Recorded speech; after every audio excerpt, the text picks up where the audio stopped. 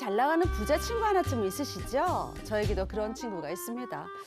이 친구는 직원들을 수십 명 거느린 회사의 대표입니다. 이 친구를 만날 때 저는 지갑도 가져갈 필요가 없었습니다. 재용아! 밥 잘 먹었어. 아유, 야, 이건 내가 살게. 야, 너 지금 이게 무슨 짓이야? 왜? 너 지금 지갑 열려고 그런 거야? 야, 이러지 마. 나 만날 때는 그냥 와. 계산은 내가 할게. 너 그냥 맛있게 먹으면 되는 거야. 진짜 이 같은 남자지만 참 너무 멋지다. 밥 살 때 진짜 넌 너무 멋져. 야, 우리 평생 친구하자. 알았지? 야, 자식. 정도로 그러니. 근데 수리마, 내 부탁이 하나 있는데 말이야. 내가 지금 급하게 투자할 때가 있는데 통장에 이게 내역이 나오면 안 돼. 뭐 그래. 세금 뭐 이런 거 있잖아. 그래. 관련해서 알지? 그렇지. 그런 거. 그래. 알잖아. 그래, 알지. 한 달에 줄게 한 5천만 땡겨보자. 5천? 물론 너한테는 껌값이겠지만, 야, 나한테는 5천만 원이면 전 재산이나 다름없어. 수리마, 너 내가 그렇게 뭐 5천만 원 정도도 안 되는 친구로 보였어? 너 날 그렇게 생각한 거야? 나 서운하다. 아니. 빌려줄게. 재용아. 너 같은 부자가 돈을 안 갚을 리도 없고 말이야. 내가 괜한 걱정을 했다. 미안해. 다음 달에 꼭 갚아줘라. 그렇게 친구의 재력을 믿고 돈을 빌려줬는데 저는 세상이 무너지는 듯한 소식을 들었습니다. 제 친구가 갑자기 사망했다는 겁니다. 친구를 잃은 슬픔과 동시에 내 돈을 어떻게 받지라는 현실적인 걱정이 들기 시작했습니다. 여기가 이재용 씨 장례식장 맞죠? 저 뭐 좀 물어볼 게 있어서요. 방금 오신 분인가 봐요. 새치기 하지 마시고 여기 번호표 뽑고 줄 서세요, 줄. 아니 여기 무슨 은행도 아닌데 장례식장에서 왜 번호표를 뽑아요? 그야 이 사람한테 빚 받으러 온 사람이 줄을 섰으니까 그렇죠. 저도 지금 1시간째 기다리고 있다고요. 빚이라고요? 아니 그게 무슨 소리예요? 제 친구는 잘 나가는 회사 대표인데 왜 빚을 져요? 참 이분 또 제대로 속으셨네. 그거 다 거짓말이에요, 거짓말. 가진 재산이 단돈 5천 원밖에 없대, 5천 원. 대체 얼마나 뜯기신 거예요? 5천 원이요? 5천 원밖에 없는 친구에게 깜빡 속아서 5천만 원이나 거금을 빌려준 저. 근데 친구가 사망하는 바람에 돈을 갚으려고 하니까 이거 요구할 대상도 없잖아요. 이 일을 어떻게 하면 좋아요? 제 돈을 돌려받을 방법은 없을까요? 허허. 친구에게 거금을 빌려줬는데 야, 이게 예상치 못한 상황인데 구체적으로 어떻게 된 겁니까? 네, 이게 소중한 친구도 잃고 지금 돈도 잃게 된 사연자의 이야기입니다. 이 작성자 A 씨는요, 자신에게 정말 친했던 16년 지기 친구가 있었다면서 이 사연을 털어놓았습니다. 이 A 씨 말에 따르면요, 친구 B 씨는 집안의 지원 없이 성공한 자수성가한 유형인데요. 그러던 중에 B 씨는 이 작은 사고에 휘말렸다면서 A 씨에게 이 사고 처리를 위한 비용 5천만 원을 빌려달라고 요구했습니다. 네, 마침 신혼집 보증금으로 5천만 원을 가지고 있던 A 씨는 이 고민 끝에 신혼집 입주 전에만 갚아달라면서 친구에게 돈을 빌려주게 된 겁니다. 야, 신혼집 보증금으로 쓸 5천만 원을 친구한테 준다? 이건 진짜 보통 친구가 아닌 것 같은데요. 굉장히 의지할 만한 친구였나 봐요. 그러니까 이게 16년 차 네. 친구예요. 네. 뭐 친구에 대한 믿음도 있었겠지만 그래도 아무에게나 큰 돈을 빌려주진 않거든요. 그럼요. A 씨가 친구의 어떤 점을 믿고 이렇게 큰 돈을 빌려주게 된 걸까요? 네, 이 A 씨가 돈을 빌려준 이유는 크게 세 가지 정도인데요. 먼저 이 적금 내역을 B 씨가 공개를 한 겁니다.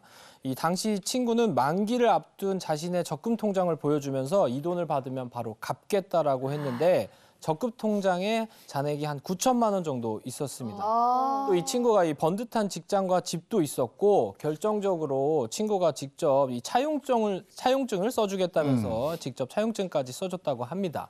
그렇기 때문에 크게 걱정을 하지 않았던 A 씨였는데요. 갑자기 날벼락 같은 소식을 듣게 된 겁니다. 이 B 씨가 사망했다는 소식을 듣게 된 겁니다. 어쨌든 친한 친구의 사망 소식까지 들렸으니까 네. 정말 황망하고 돈 문제도 또 그렇고 참 여러 가지 상황이 뭐 이상하게 엮였어요 지금. 네, 그렇습니다. 이 A 씨가 친구에게 돈을 빌려준 뒤에도 계속 연락을 하고 여행도 같이 다닐 정도로 친하게 지냈는데 그러다 갑자기 이 B 씨가 사망하게 되면서 이 A 씨도 굉장히 슬픔에 잠겼습니다. 그러고 난 뒤에 이 유족들에게 A 씨가 이 차용증을 보여주면서 B 씨의 돈을 혹시 유산을 통해서 받을 수 있는지를 물어봤는데 조심스럽게 얘기를 꺼냈다고만 네. 합니다. 네, 근데 유족에게 일단 저 이야기를 꺼내는 것 자체가 굉장히 조심스러웠을 것 같습니다. 친구가 사망했는데 그 가족에게 돈 이야기를 한다는 게 그럼. 이게 쉽지 않죠. 맞아. 네. 친구의 죽음 일단 뭐 슬픈 가운데 돈 얘기를 해야 되는데 네. 저 돈을 돌려받아 어떻게 된 겁니까? 못 돌려받은 거지 일단은요? 그렇죠. 네, 일단 A 씨가 이 경악한 사실을 듣게 된 게요. 바로 이 B 씨의 이야기들이 다 거짓말이었다는 겁니다. 오 마이 갓. 이 번듯하게 직장이 있었던 이 B 씨는요. 하지만 이 직장 같은 경우도 몇 개월 단기로 했던 아르바이트가 마지막이었고요. 또 사는 집도 무보증 단기 임대 방이었습니다. 또 아유, 거래 내역을 살펴보니까요. 이 재산 대신 대출만 1,500만 원 정도 있었는데 이 또한 이 재직 증명서를 위조해서 돈을 받은 이른바 이 작업 대출을 이용한 것이라고 합니다. 이 사실상 이 B 씨는 친구 A 씨의 돈으로 이 놀고 먹고 또 대출 이자까지 갚아가면서 사용했던 거고요. 이 5천만 원을 몇 달 만에 다 탕진하게 된 겁니다. 9천만 원짜리 적금 통장 보여줬다고 그랬잖아요. 그건 뭐예요? 네, 이 적금 내역도 사실은 조작이었다고 아이고. 합니다. 이 문서를 위조한 건데요. 이 A 씨는 당연히 친구가 돈이 없으니까 자신의 돈조차 받기 어렵다고 하고요. 또 돈 받을 방법도 없고 원망할 친구도 없다는 것에 대해서 하소연을 했습니다. 또 특히 이 5천만 원이 이 신혼집에 들어가야 될 보증금이다 보니까 정말 어떻게 살아가야 할지 막막하다면서 이 심정을 털어놓았습니다. A 씨는 일단 그 친구의 적금 통장 9천만 원이 들어있던 적금 통장을 보고 믿었을 텐데 아니 왜 그랬는지 도무지 이해가 되질 않네요 정말. 그러니까 이게 무엇보다도 16년째 친구한테 속은 거에 화가 나긴 해. 네. 근데 친구가 죽었잖아요. 이거 하소연할 데도 없어. 이거 어떻게 해야 되냐고요. 근데 이번 일처럼 이번 일 A 씨처럼 말이에요. 돈 빌려간 사람이 사망을 해서 그 돈을 어떻게 내가 받아야 되는가 이걸로 고민하시는 분들이 그렇죠. 있을 텐데 많죠. 이거 어떻게 해야 됩니까?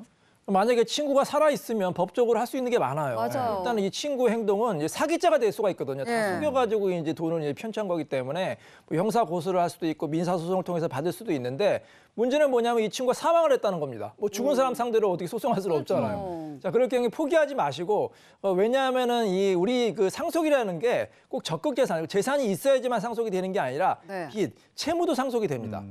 그렇기 때문에 만약에 유족이 상속을 받았으면 그 유족들한테 상속인에게 이 채권을 변제하라고 이제 독촉을 할 수가 있습니다. 그 희망이라는 게 있네요. 그러니까 포기하지 말고 상속 절차를 좀 알아봐라. 뭐 어떻게 해야 되는 거죠? 일단 내가 채권자다, 내가 빌려준 돈이 있다 이걸 얘기를 해야 돼요. 왜냐하면 빌려준 사람이 사망한 상태이기 때문에 상속인들이 누가 누구한테 돈을 빌려줬는지 뭐 받을 돈인지 전혀 모르고 있을 수가 있거든요. 그래서 내가 빚이 있다 이걸 얘기를 해야 되는데 뭐 여러 가지 방법이 있을 수는 있겠지만 내용 증명이 빠르고 가장 정확한 방법인 것으로 지금 생각이 됩니다. 물론 이 돌아가신 어떤 상황이기 때문에 내가 채권자라고 하더라도 얘기를 하는 것이 좀 어려울 수는 있는데요. 그렇지만 정당한 권리를 행사하는 거니까 일단은 하셔야 되고요. 네. 보통 상속 절차가 이루어지는 보통 3개월 안에 요거를 최대한 빨리 사망 사실 알자마자 얘기를 하는 게 좋은데요. 그래도 조금 조심스럽게 이렇게 불필요한 감정 싸움이 되지 않도록 조심스럽게 접근하는 것이 필요하겠지만 일단 내용 증명은 보내셔야 될 것 같고요. 만약에 이걸 받고도 상속인들이 묵묵부답이다. 그렇다고 하면 단순 수익, 재산을 다 받겠다라는 것으로 간주가 돼요. 3개월이 지나면요. 다만 이제 상속 포기를 한다든가 내가 일부 재산을 빚의 범위 내에서만 받겠다는 한정 승인을 하지 않는다고 하면 요거는 재산을 다 받은 것으로 3개월 지나면 간주가 될 수 있기 때문에 그때부터는 이 상속인들한테 내 돈을 돌려주세요 이렇게 청구를 할 수도 있고 변제를 받을 수도 있을 걸로 생각이 됩니다. 네. 그럼 이 상속 순위가 어떻게 되는지 좀 봐야 될 것 같아요. 가장 먼저 누구에게 상속권이 돌아가나요? 우리가 이제 채권자에게 유용한 팁을 알려드렸으니까 또 반대로 채무자나 가족들에게도 유용한 팁을 알려드려야 되잖아요. 자, 일단 상속은 누구에게 상속이 되냐? 우리가 다 알듯이 것이 자녀에게 상속이 되겠죠. 네. 그다음에 부인, 법적인 부인이라든지 남편에게 이제 상속이 되고, 그다음에 자녀가 없을 경우가 있잖아요. 그 경우에는 이제 부모한테 올라갑니다, 상속이. 부모한테 이제 상속이 또 될 수가 있고요. 만약에 부모님도 안 계시면 그때는 형제 자매에게 상속이 되고요. 형제 자매도 없다 그럼 맨 마지막으로 뭐 삼촌이라든지 사촌이네 그 친족에게 이제 상속이 되는데, 아까 말씀드렸듯이 상속은 재산뿐만 아니라 빚, 채무도 상속이 되는 거예요. 근데 만약에 여러분 생각을 해보세요. 만약에 부모님이 돌아가셨다, 아니면 심지어는 부모님이 아니라 사촌이 돌아가셨는데 사촌의 채무 빚을 대신 갚고 싶어요? 아니죠. 아니죠. 그런 사람 아무도 없겠죠. 너무 억울하겠죠. 그런 분들을 위해서 법에 이 구제 절차가 있어요. 바로 상속 포기 제도입니다. 상속 포기는 맞다. 상속. 이 돌아가신 분의 채무가 상속이 안 되게 하는 절차예요. 어떻게 보면 이 유족들을 위한 제도라고 할 수 있는데 꼭 기억을 하셔야 돼요. 근데 중요한 건 뭐냐면 이게 그 1순위 자녀들만 상속 포기하면 어떻게 될까요? 그 다음은 2순위에게 넘어가요. 2순위까지만 포기하면 3순위, 3순위까지 포기하면 4순위까지. 그러니까 만약에 사촌 중에 한 명만 한 명을 빠뜨리고 상속 포기 절차를 하잖아요. 그 사람 다 갚아야 돼요. 얼마나 억울하겠습니까? 그렇죠. 돌아가시는 분의 1촌, 2촌, 3촌, 4촌 모든 사람이 다 상속 포기를 해야 돼요. 네. 그것도 3개월 이내에 하셔야 돼요. 돌아가신 날로부터 안 날로부터 3개월 이내에 하셔야 되고, 그러니까 이게 자칫하면 큰일 나니까 주의하시기 바라고요. 그다음에 이 상속 포기뿐만 아니라 한정 승인이라는 제도가 있어요. 한정 승인은 뭐냐면 좀 말이 어려운데 네. 이게 전부 다 포기하는 게 아니라 물려주신 상속 재산의 한정에서만 갖겠습니다 그런 거예요. 부분적으로. 예를 들어서 부모님 물려준 재산이 1억인데 채무가 2억이다. 그러면 1억이 한정에서만 갚는다 이렇게 보시면 되고요. 한정 승인은 자녀 중에 한 명이 한정 승인하고 나머지가 포기하는 경우가 있기 때문에 이런 것도 한번 꼭 참고해 보시기 바랍니다.